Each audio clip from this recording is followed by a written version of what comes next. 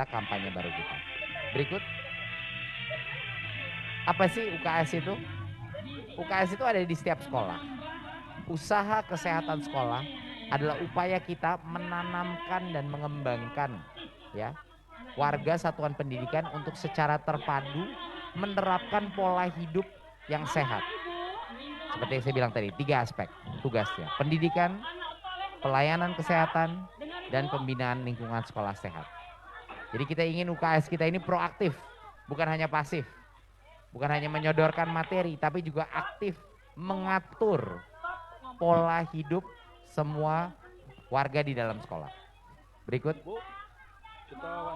kita meluncurkan kampanye sekolah sehat ini untuk menciptakan anak-anak yang bukan hanya cerdas berkarakter, tetapi sehat dan kuat. Ya, itu 2 hal yang penting, sehat dan kuat. Kita ingin anak kita sehat bergizi, 2 sehat fisik, dan 3 sehat imunisasi. Masih ada banyak lagi sih tema-tema kesehatan, tapi ini 3 ini yang paling penting. Jadi kalau di benak kita harus mengingat apa sih ini program Kemendikbudristek, Kemenkes, ini programnya apa ya? Pikirin 3 aja. Makan yang benar, makan dan minum yang benar, berolahraga ya atau berkegiatan fisik, dan dipastikan imunisasi lengkap. Ini 3 hal yang terpenting. Memang ini nggak lengkap, masih ada hal-hal lain, tapi ini 3 adalah yang akan bisa mengganti arah daripada pola kesehatan, pola hidup kesehatan anak-anak kita. Berikut, apa sih sehat bergizi itu? mohon izin. Kita ingin anak-anak kita, guru-guru kita memahami dan orang tua memahami apa itu gizi seimbang. Ya, konsep isi piringku. Apa sih nutrisi dari masing-masing makanan yang ada? Kita ingin pembiasaan makan dan minum dengan gizi yang seimbang. Yang saat ini terus terang Bapak Ibu sudah kacau diet anak-anak kita. Ya, sangat kacau. Karena begitu banyaknya pilihan makanan, begitu banyaknya opsi, begitu banyaknya jajanan, sampai kita tidak mengetahui sebenarnya apa yang kita masukkan ke dalam perut anak-anak kita. Dan poin ketiga adalah untuk menghindari dan meminimalisir konsumsi makanan cepat saji, fast food yang cepat. Banyak makanan jajanan, banyak makanan komersial yang sangat tidak sehat. Dan ini menjadi kayak makanan harian anak-anak kita. Ya, apapun yang ditutup dalam satu paket, yang dimakan tiap hari, itu harus kita melihat dulu kadar nutrisinya. Dan terutama makanan dan minuman yang kadar gulanya itu sangat tinggi. Saya masih kaget Bapak Ibu bahwa orang tua di Indonesia sering sekali memberikan anaknya hal-hal lain yang diminum di luar air. Itu menurut saya memang tidak semuanya tidak sehat, tetapi kalau kita minum sehari-hari, minum gula, itu yang paling berbahaya buat anak-anak kita. Dan itu mohon diketahui. Di rumah tangga saya, anak-anak saya cuma minum air, ya. Itu sebagai tanda saja bahwa itulah sebahayanya kalau setiap hari ada kebiasaan untuk minum manis. Ini termasuk buat bapak dan ibunya ya, yang minum teh sama kopi pakai gula terus. Ya, jadi tolong bukan cuma buat anak-anaknya. Dan tentunya hal-hal makanan proses food yang tidak ada seratnya, tinggi gulanya, tinggi kadar garam dan lemaknya. Ini hal-hal yang perlu kita edukasi.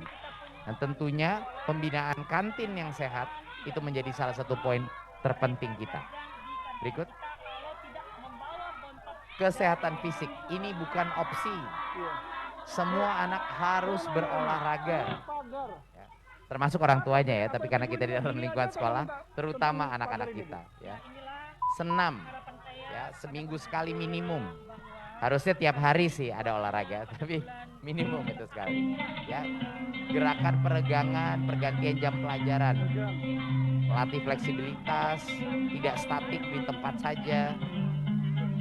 Optimalisasi 4L untuk lompat, lari, lempar, loncat, aktivitas-aktivitas dengan penuh gerakan fisik melalui berbagai macam format, mau itu permainan tradisional, mau olahraga, apapun. Ini harus dipadatkan aktivitas fisik di dalam sekolah kita. Dan dengan kurikulum Merdeka ini jauh lebih mudah sekarang. Optimasi dari intrakurikuler dan ekstrakurikuler olahraga. Ya, jadi memasukkan unsur aktivitas fisik di dalam kurikulum dan di luar kurikulum. Dan pembiasaan jalan kaki. Proses jalan kaki itu merupakan satu hal yang bisa merubah fisiologi daripada anak kita. Jalan itu sehatnya luar biasa. Berikut. Dan tentunya tanpa imunisasi semua ini bisa sia-sia karena banyak sekali hal yang bisa terjadi dan mengancam kesehatan bukan anak kita pada saat kecil saja, tapi saat mereka menjadi dewasa. Kalau mereka tidak diimunisasi lengkap, jadi kita harus memetakan status imunisasi. Kita harus memastikan rekomendasi kepada orang tua dan pelaksanaan imunisasi dasar lengkap bagi usia sekolah. Kita lihat saja bagaimana imunisasi berhasil menyelamatkan Indonesia dari wabah COVID. Tapi bukan hanya ada COVID, ada berbagai macam penyakit yang bisa mengancam anak-anak kita. Jadi ini harus harga mati Bapak Ibu, imunisasi. Berikut. Nah, sasaran kita ini, kita mulai dengan SD dulu. Jadi sekolah dasar di seluruh Indonesia. Kenapa kita memilih fokus kepada sekolah dasar? Karena disitulah, di umur itulah, di masa-masa emas itulah kita membentuk budaya kesehatan anak tersebut. Ya. Kalau kita mulainya di SMP atau di SMA mungkin udah terlalu telat. Kita belum bisa membentuk budaya pola hidup sehat pada anak-anak kita. Dan ini kepada guru-guru dan semua tenaga pendidikan targetnya. Dan tentunya tim inti daripada UKS di masing-masing sekolah. Dan yang terpenting dari semua menurut saya adalah orang tua.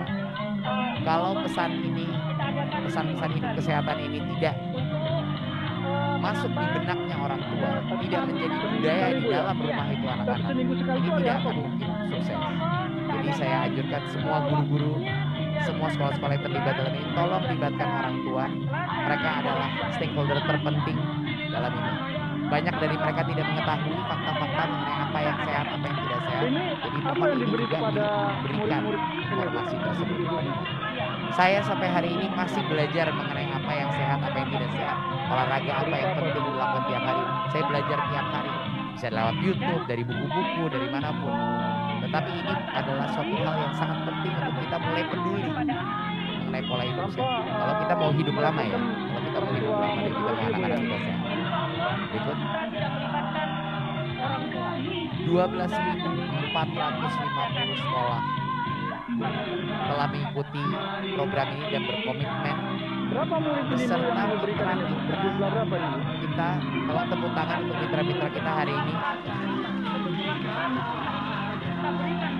yang mendukung kampanye kita dan bergerak di berbagai sekolah di seluruh Indonesia. Kita tidak akan bisa mencapai ini tanpa gotong royong, tanpa kemitraan dengan berbagai macam. Perempuannya berapa, laki-lakinya berapa, Bu? Lihat banyak lagi perempuan ini. Mitra melakukan apa saja? Ini beberapa contoh yang saya ingin sharing.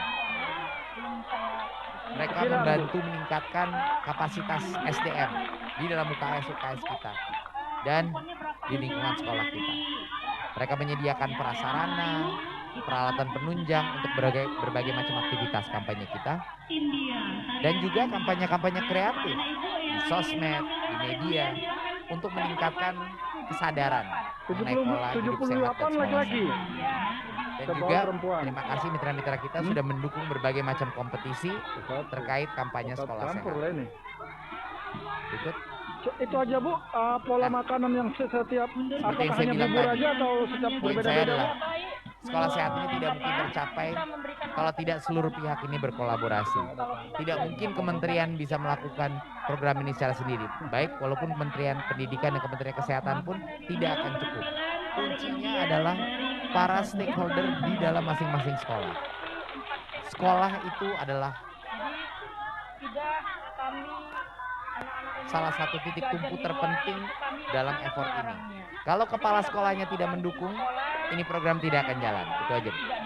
Kalau tidak punya kepala sekolah kayak Bapak, program ini tidak akan mungkin bisa sukses. Dorongan dari pemimpin sekolah itu adalah hal yang terpenting. Bu, Dan saya mau tentunya nanya ini. dengan Ini mitra-mitra pagar. kita, baik di